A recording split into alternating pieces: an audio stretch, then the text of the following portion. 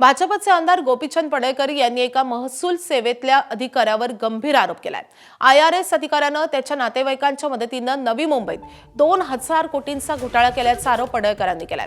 तसंच या अधिकाऱ्याचे महिलांसोबत अश्लील व्हिडिओही असल्याचा खळबळजनक दावा पडळकरांनी केलाय। या अधिकाऱ्याच्या कारनाम्यात सिडको, GST, गृहनिर्माण विभागातील बडे अधिकारी सामील असल्याचं पडळकरांचं म्हणणं आहे। दरम्यान या प्रकरणी मुख्यमंत्र्यांनी चौकशीचे आदेश दिल्याची माहितीही पडळकरांनी दिली आहे।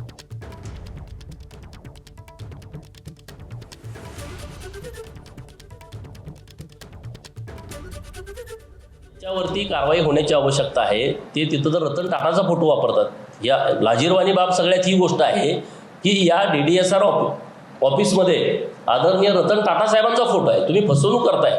जेवढे इन्व्हेस्टर आहेत, म्हणजे आता अशोक खरात जशी फाईल आल्या अशी सचिन मोटेची फाईल येण्याची शक्यता आहे। कारण प्रत्येक इन्व्हेस्टर जे लोक आहेत त्यांचे महिलांच्या बरोबरचे व्हिडिओ तयार करून ठेवलेत ब्लॅकमेल करण्याच्या दृष्टिकोनातून, आणि ही सगळी वस्तुस्थिती आहे।